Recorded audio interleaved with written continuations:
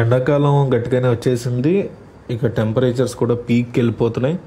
అయితే ఈ ఉష్ణోగ్రతలు పెరుగుతున్నటువంటి టెంపరేచర్స్ నుంచి జనాలకి కాస్తంత ఊరటని మనం ఇవ్వగలిగే వ్యాపారాలు ఏమైనా మొదలు పెడితే మంచి రిజల్ట్ ఉంటుంది. ఎస్పెషల్లీ లేడీస్, స్టూడెంట్స్, ఇట్లా ఎవరైనా ఎక్స్ట్రా ఇన్కమ్ ఎర్న్ చేయాలనుకునే వాళ్ళకి ఇది చాలా మంచి బిజినెస్ ఐడియా అని చెప్పుకోవచ్చు. తక్కువ బడ్జెట్లో అనమాట. బడ్జెట్ కూడా చాలా తక్కువ. అయితే ఇంతకీ ఏం చేయాలి? వేసవిలో తక్కువ పెట్టుబడులతో ఎక్కువ లాభాలు వచ్చేటువంటి 6 బిజినెస్ల గురించి ఇప్పుడు చూద్దాం. వేసవిలో ప్రతి ఒక్కరు చల్లగా ఏదైనా తాగాలని కోరుకుంటారు. నిమ్మరసం, ఐస్ టీ లేదా ఫ్రెష్ జ్యూస్లు అమ్మవచ్చు.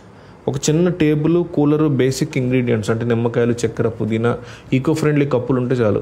పార్కులు, మార్కెట్స్ దగ్గర, పాఠశాలలు అంటే స్కూల్స్, ఇలాంటి రద్దీ ప్రాంతాలు ఇలా ఉన్న చోట ఒక స్టాండ్ సెటప్ చేసుకోవాలి.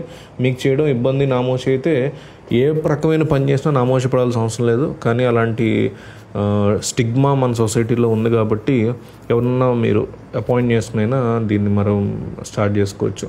వీటిని తక్కువ ధరకి మనం అమ్ముకోవాలి. అంటే కస్టమర్స్ని అట్రాక్ట్ చేయడానికి రంగురంగుల బోర్డులు కూడా యూజ్ చేయొచ్చు. మసాలా, నిమ్మరసం లేదా మ్యాంగో ఐస్ టీ లాంటి ప్రత్యేకమైన రుచులు అందిస్తే ఎక్కువ మందిని ఇది ఆకర్షించే అవకాశం ఉంటుంది. అట్లాగే ఐస్ క్రీము, పాపికల్స్ అని ఈ మధ్య బాగా వచ్చాయి. పాపికల్స్ విపరీతంగా హిట్ అవుతున్నాయి. సో వాళ్ళందరికీ కూడా నచ్చేది ఐస్ క్రీమ్ అనమాట. రెడీమేడ్ ఐస్ క్రీమ్ని అమ్మొచ్చు, లేదంటే ఇంట్లోనే పాపికల్స్ తయారు చేసుకోవచ్చు. ఒక చిన్న ఫ్రీజరు, పాపికల్స్ అచ్చులు, పాలు, పళ్ళు, ఇట్లా సిరప్ లాంటి పదార్థాలు అవసరం అయితే ప్లే గ్రౌండ్లు అంటే స్కూల్ గ్రౌండ్స్, స్కూల్స్ ఇలాంటి వాటి దగ్గర కూడా వీటిని అమ్మొచ్చు. ఎక్కువగా క్రికెట్ ఆడుతుంటారు ఈవినింగ్ టైమ్స్, అక్కడ కూడా మనం ఇది పెట్టవచ్చు. అలాగే ఒక పుష్ కార్ట్ లేకపోతే ఒక తోపుడు బండి లాంటిది ఉంటే పని ఈజీ అవుతుంది. లేదా రోజ్ మిల్క్, కుల్ఫీ, పాపికల్స్ ఇలాంటివి కూడా మనం అందించగలిగితే డిమాండ్ బాగుంటుంది. మంచి బల్క్ ఆర్డర్స్ వస్తాయి. ఇవి కనుక మీరు జాగ్రత్తగా ఇన్స్టాగ్రామ్లో ప్రమోషన్ లాంటివి చేసుకుని డిస్కౌంట్లు పెడితే మీకు విపరీతంగా బల్క్ ఆర్డర్స్ వస్తాయి. ఫ్యామిలీస్ బాగా కొంటారు అన్నమాట ఇవి. అట్లాగే హోమ్ మేడ్ స్నాక్స్ ఈ రోజుల్లో బేల్పూరి, ఫ్రూట్ సలాడ్, శాండ్విచ్ ఇలాంటివి బయట దొరుకుతున్నాయి. కానీ సమ్మర్లో ఇవి మనం చేసి అమ్మొచ్చు. ఎందుకంటే బయట వాటికంటే కూడా మనం క్వాలిటీగా అమ్ముతాము, హోమ్ మేడ్ టైప్ ఇస్తాము, అలాగే హోమ్ డెలివరీ కూడా ఇస్తాము అనేది కనుక జాగ్రత్తగా ప్రమోషన్ చేసుకుంటే కొన్ని కాంబోస్ పెంచవచ్చు. ఫర్ ఎగ్జాంపుల్ స్నాక్స్ ప్లస్ జ్యూసులు ఇట్లా మీరు ఆఫర్ చేస్తే విపరీతంగా కొనే ఛాన్సెస్ ఉంటుంది.